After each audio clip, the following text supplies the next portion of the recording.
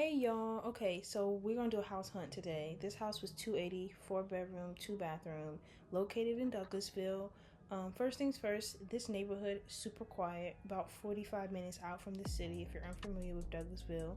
The property itself was sitting on 1 acre and it was in a very quiet neighborhood. I would say this neighborhood is a B-level neighborhood if you're familiar with that term as an investor.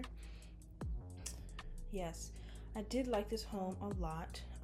When you first walk in, you're just shocked by all this beautiful natural light and these super high ceilings. I could just imagine putting art up there and just having like beautiful lighting throughout the home no matter what time of day. I really like that they did a great job keeping all of the remodel fixtures in unison.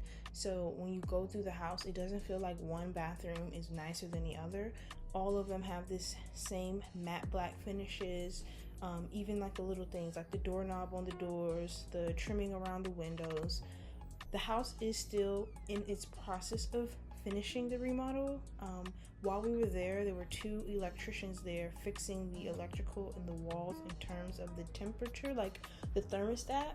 But you also see like there are vents with no covers on them, so the seller is still in the process of making this home fully beautiful, but I would say about 95% of it is done from the looks of it. This is the master room. I did feel like that closet space was like but you could really transform that area into something more personal. Maybe knock it down, just do shelving, have purses and bags, and then maybe have like drywall built out for extra racks so it could feel like a walk-in, or you could just have racks of clothes nearby. But I did feel like for the master bedroom, it should have had a better private closet space. This backyard, gorgeous, a lot of privacy. I did see that boat there. I thought that was a little weird, but whoever was the current owner of the home, they were obviously a boater, so they probably just had a hard time removing that. Again, we're seeing the same gray stone matte black finishes in the other bathroom. I did like that. Here I'm showing you the closet to the right of the bathroom. Go down this hallway. This house was so big. It was about 2,000 square feet. I really liked just so much of this natural light, and like I can imagine maybe having your dining room there, having some seating just to lounge and relax, because then you go to here and this is like its own living room in terms of space, and all this nice cozy shelving. This kitchen was really nice. They did a great job with the gray and the black on the cabinets. Again, the fixtures are all in unison with the theoretical story of the home. Matte black.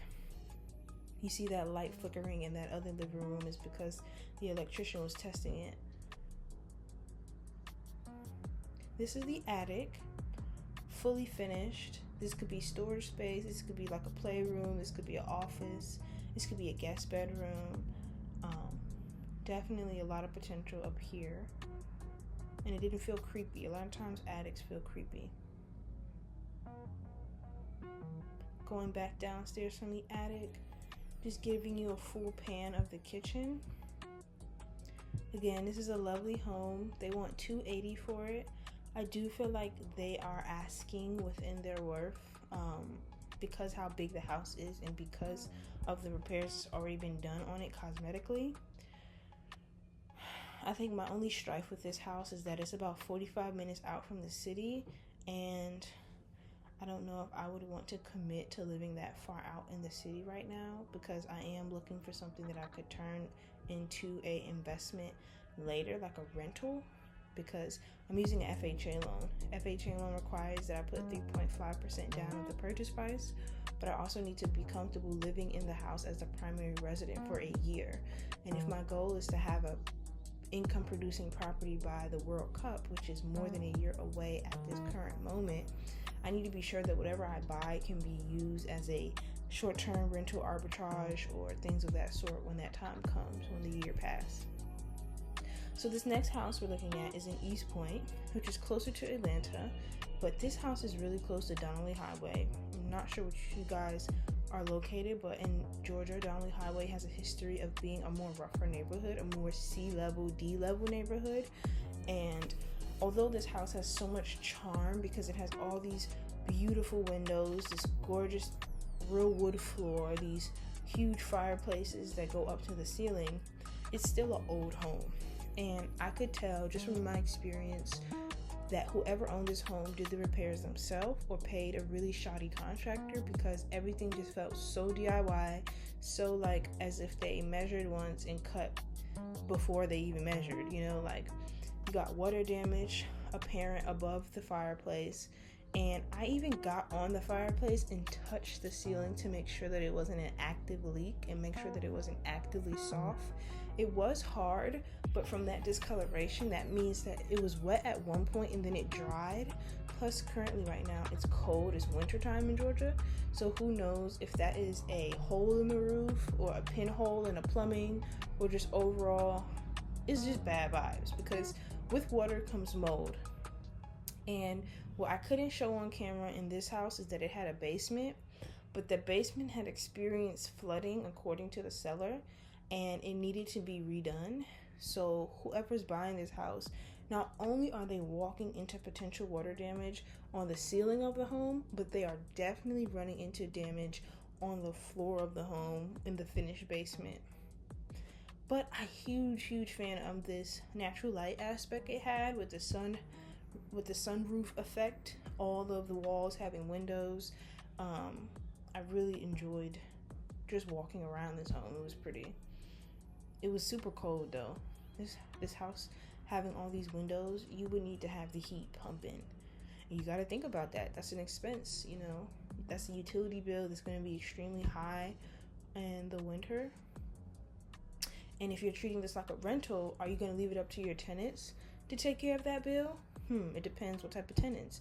If I'm more interested in a short-term rental like I am, that means I cannot charge tenants for the utility bill. I would be in charge of that. Okay, and then this is the last house. This house was a duplex in East Point. They wanted $320 for this. It has 2 bedroom, 1 bathroom on each side.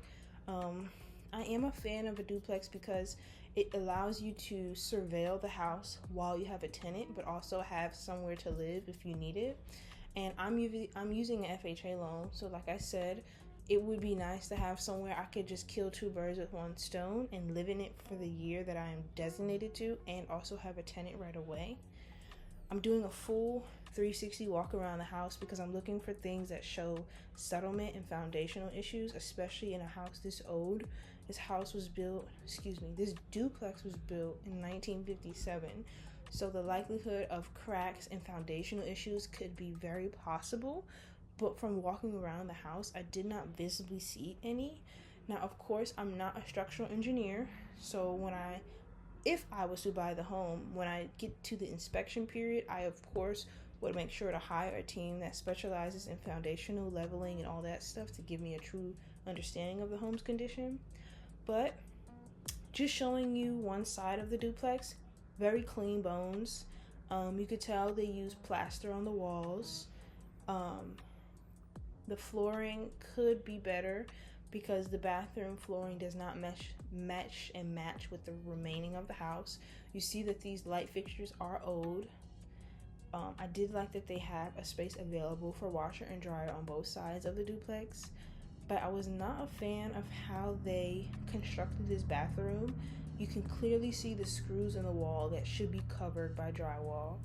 You also got pipes exposed in the ceiling and on the floor siding, which can leave room for moisture and just bacteria and all types of weird stuff to go down.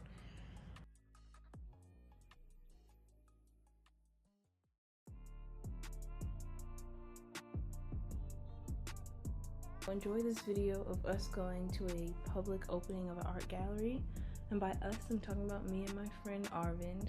I'm gonna tag Arvind in this video. He's super cool and he's a savvy business owner and he does incredible work in real estate investing, so definitely check him out.